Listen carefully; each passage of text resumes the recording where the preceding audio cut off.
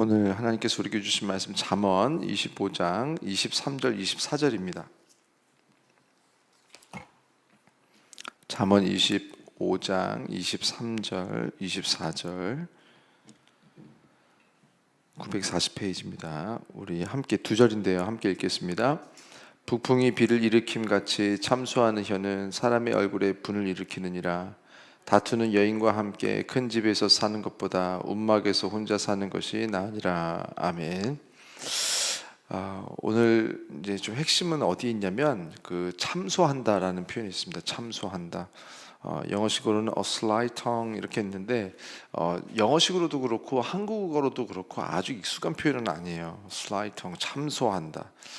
이거를 좀 새 번역에서 어떻게 번역했는지 이제 참고를 하면 북풍이 비를 일으키듯 헐뜯는 혀라고 표현했어요. 헐뜯는 혀는 얼굴에 분노를 일으킨다. 현대인의 성경은 북풍이 비를 일으키는 것 같이 험담하는 혀는 분노를 일으킨다. 험담하는 것으로 이렇게 해석을 했어요. 근데 참소한다라는 표현이 성경에도 우리 성경 안에서도 그냥 개역개정 안에서도 많이 쓰는 표현은 아니에요. 근데 참소한다라는 표현이 쓰인 대표적인 인물 하나를 찾으면 그거는 사단입니다. 사단. 요한계시록 12장 10절을 보면은 이거는 제가 읽어드릴게요. 요한계시록 12장 10절에 이렇게 쓰여 있어요.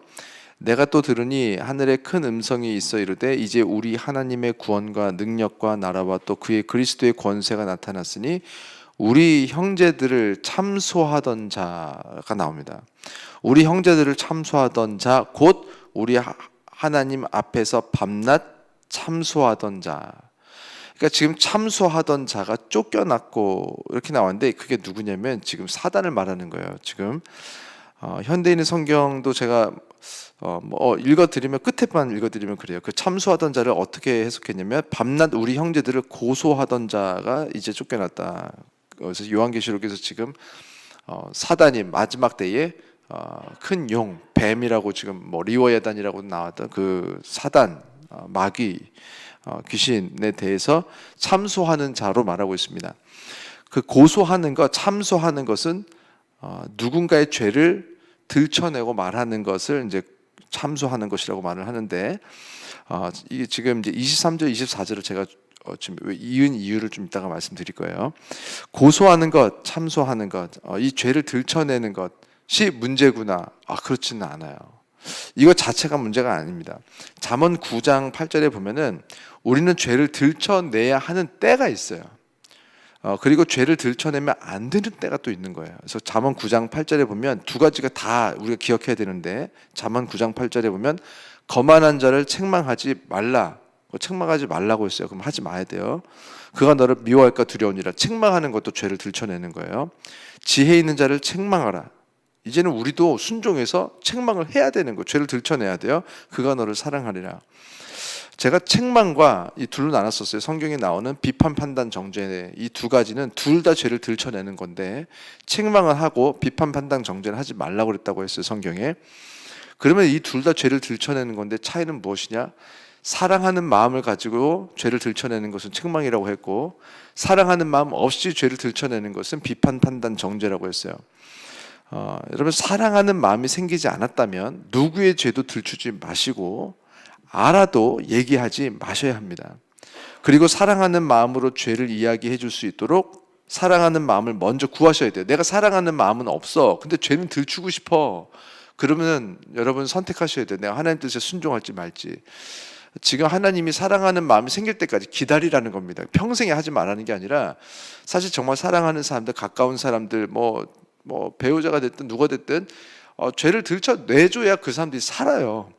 하나님 앞에서도 일단 살아요. 그 죄를 가지고서는 하나님께서 구원시키지 않을 거기 때문에 그러면은 그 죄를 들춰내줘야 되는데 내가 사랑하는 마음은 없어. 그러면 죄는 알겠어. 그러면 멈추시고 뭘 하셔야 되냐면 하나님 저에게 사랑하는 마음을 주세요라고 기도하셔야 돼요. 기다리셔야 돼요. 그리고 사랑하는 마음이 생겼어. 그때까지 기다리셔야 돼요. 하나님께서 만약에 여러분에게 사랑하는 마음을 주지 않는다면 우리가 그 죄를 알고 있는 그 사람의 죄는 하나님께서 여러분을 통해서 저를 통해서 들춰내지 않기로 정하신 거예요. 하나님께서 다른 사람을 두셨겠죠. 사람들을 상대로 이렇게 오지랖을 하면 미움만 받겠지만 하나님을 상대로 우리가 이렇게 오지랖을 하면 징계를 받습니다. 그런데 사랑하는 마음이 생겼다면, 그리고 그 사람이 지혜 있는 자, 다시 말해서 솔로몬에게 하신 표현대로, 제가 이거는 몇 번 말씀드렸으니까 오늘 또 설명 안 할게요. 하나님은 듣는 마음을 구했던 솔로몬에게, 너는 듣는 마음을 그냥 구한 게 아니라 넌 지혜를 구한 거라고 했으니까, 솔로몬은 지혜 안 구했어요. 듣는 마음을 구했지. 근데 하나님은 네가 지혜를 구하였고 라고 말씀하셨어요. 그래서 지금 상대방이 듣는 마음이 없어, 나는 사랑하는데, 그러면 또 기다리셔야 돼요. 나한테 사랑하는 마음이 생기고 상대방에게 듣는 마음, 지혜가 없으면요, 아무 말 하지 마셔야 돼요. 제발. 그리고 이 두 가지를 다 하나님께서 주셔야 돼요. 내가 사랑하는 마음, 상대방이 거만한 자라면 책망하면 안 되거든요. 나는 사랑해. 근데 상대방은 아직 거만해. 지혜가 없는 상태를 말하는 거죠. 거만한 자를 책망하지 말라. 그가 너를 미워할까 두려우니라. 우리는 잘 책망한다고 했는데 상대방은 우리를 미워만 하고 아무런 변화가 없을 거예요. 상대방은 잔소리로만 느끼겠죠. 그리고 지혜가 있다면, 지혜가 생겼다면 하나님께서 지혜를 주시는 순간부터 책망하십시오. 그가 너를 사랑하리라. 그 열매로 내가 이렇게 잘 책망을 했는데 나를 사랑해 주는 걸 느껴요. 그러면은 하나님께서 지혜를 주신 것이 확실한 순간이죠. 자, 그리고 상대방을 고소하고 참소하는 사람이 되는 것. 이렇게 하나님이 하지 말라고 했는데도 결국 고소하고 참소하고 사랑 없이 죄를 들쳤어요. 그것을 증명하는 것은 첫 번째, 우리가 마귀를 닮아 있구나. 다시 말해서 우리는 사단의 자녀의 특성이 우리에게서 나타나고 있구나. 이것이 증거가 되고 있는 순간입니다. 두 번째는 우리가 상대방의 죄를 들춰내도 상대방이 변화되고 나아지는 것이 아니라 우리의 더 큰 원수만 되는 것, 이것이 이제 증명하는 것입니다. 그런데 참소하는 혀는 사람의 얼굴에 분을 일으킨대요. 자, 23절에 보니까 그렇게 나왔죠. 북풍이 비를 일으킴 같이 참소하는 혀는 사람의 얼굴에 분을 일으킨다. 뭐냐면 북풍이 비를 일으켰어요. 북풍, 바람은요 눈에 보이지는 않죠. 그런데 비는 눈에 보이고 사람들의 상황을 바꾸는 현실이에요. 누군가의 죄를 들춰내는 사람들, 이렇게 사랑 없이 죄를 들춰냈을 때 뭐라고 생각하냐면, 내가 뭐 별말 했어? 내가 한 일이 별건가? 그냥 그 사람이, 이 사람이 뭐 이런 죄를 지었고 이렇게 못된 사람이라고 난 말만 했을 뿐이야 라고 말하지만, 오늘 성경에 보니까 북풍은 반드시 눈에 보이는 비를 만들어낸대요. 그래서 참소하는 혀는 사람의 얼굴에 분을 일으킨다. 부정적인 난 말만 한 것 같지만 사람들의 마음에 눈에 보이는 분, 얼굴에 나타나는 분을 만들어서 눈에 보이도록 인간관계가 다 엉망이 되게 하고 가족이 깨지게 하고 조직 간 모임을 와해시킨다는 거예요. 참소하는 혀, 남의 죄에 대해서 말만 한 것 같지만, 별거 안 한 것 같지만, 사단도 역시나 이렇게 말만 가지고 하나님께서 만드신 공동체를 깨뜨리고 와해시키고 고통스럽게 해왔습니다. 그래서 가정 안에서도 조심하셔야 돼요. 나는 그냥 죄를 들추고 흠을 들추는 말을 했을 뿐이야 라고 하시면, 진짜 큰 문제는 배우자 간에, 또 부모와 자녀 간에 그냥 마음만 상하고 관계만 멀어지는 것이 아니라, 진짜 문제는 뭐냐면 우리가 지금 하나님의 방법을 우리가 택하지 않고 있는 거잖아요. 기도는 하나님 도와주세요, 우리 가정이 화목하게 해주세요 라고 해놓고, 삶에서 우리가 하는 선택은 하나님의 방법이 있는데도 그 방법을 붙들지 않고 우리는 하나님께 뭘 얻기는 원해요. 근데 하나님 뜻대로 살지는 않는 사람인 거예요. 기본적으로 우리가 이 사랑하는 마음이 충만한 상태를 유지하면서 흠을 들추셔야 되지만, 상대방이 정말 듣는 마음이 생기기를 원하신다면 하나님께서 들으려는 마음을 우리들의 배우자든 자녀이든 친구든 이웃에게 주셔야 되잖아요. 그래서 상대방이 듣는 마음이 생길 때까지 기다리려는 사람들, 기다려야 되니까 그 기다리려는 마음이 있는 분들에게 나타나는 열매가 있어요. 그 열매가 뭐냐면, 상대방이 내 말을 이렇게 오해하지 않고 잘 들을 수 있도록 좀 하나님께서 주신 때를 좀 잘 살피는 사람. 지금이 그 때인가? 그러니까 타이밍, 쉽게 말해서 지금 이것은 말할 타이밍인가? 그러니까 아무 때나 그냥 내가 속에서 빨리 말하고 싶어, 입에서 뱉어버리고 싶어, 야 너는 이게 문제야 라고 말하고 싶은 이게 막 올라왔어. 그래서 내가 내 마음에서 이게 올라온 것을 꼭 타이밍이라고 말하는 분들이 있어요. 야, 내 마음에 하나님께서 이런 마음을 주셨다. 참 조심해야 되는 말입니다. 이게 저도 평생에 교회 안에서 컸고, 저희 부모님 모태신앙 평생이 교회 안에만 있었는데 많은 분들이 이런 식으로 자기 마음에 그냥 기분이 내키는 것을 하나님께서 이런 마음을 주셨네 라는 표현을 진짜 많이 써요. 정말 위험합니다. 대부분 그렇지가 않아요. 내 기분이 하나님의 뜻을 대변하는 것처럼 아무거나 말하고 나서 하나님이라고 갖다 붙이는 건 진짜 조심하셔야 됩니다. 제일 무서운 일이에요. 저는 하나님께서 그렇게 하셨네. 저는 정말 하나님께서 지금 예언의 은사를 준 사람들이 그렇게 많지가 않았어요. 성경 전체에. 근데 요즘엔 아무나 다 예언하고 싶어요. 누구나 다 예언하는 줄 알아요. 하나님이 나한테 이렇게 알려주셨다라는 말을 참 쉽게 하는 걸 보면서 진짜 말세가 가까이 왔구나.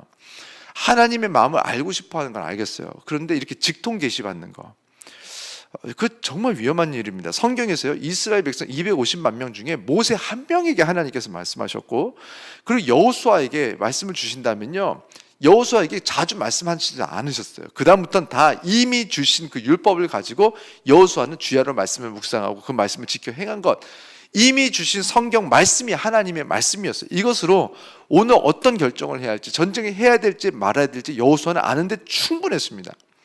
우리도 이 성경 사실요, 이미 하나님께서 주신 이 말씀도 다 못 지키잖아요. 이미 주신 이 말씀만 붙들고 사는 것도 참 어려운 일이고, 오늘 내가 어떤 일을 결정해야 될지 이미 주신 성경 말씀으로 충분하고 넘쳐가지고 흘러서 이거 다 3분의 1도 못 지켜요. 그런데 이 성경 말씀에 우리가 집중하지 않고 자꾸 뭐 들었다라고 말하고 싶어 하는 사람들이 있어요. 오늘 뭐 기도하는데 하나님이 이렇게 말씀을 주셨네. 저 같은 경우도요, 맞아요. 평생에 진짜 하나님께서 저에게 주신 확실한 말씀 4가지는 있어요.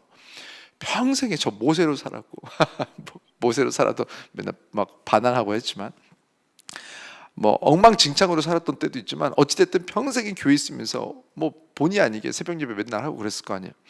그러면서 평생에 하나님께서 확실하게 주신 말씀이 있기는 해요. 4개. 근데 툭하면 그냥 매일 내 기분에 내키는 대로 하나님께서 뭐라고 하셨다라고 하는 거 정말 조심해야 됩니다. 제가 수요 성경 세미나 때 이렇게 하나님의 뜻에 대해서 알고 그것을 말하는 것에 대해서 한번 제가 말씀을 드렸는데, 그런 것 같다라고만 해도 충분합니다.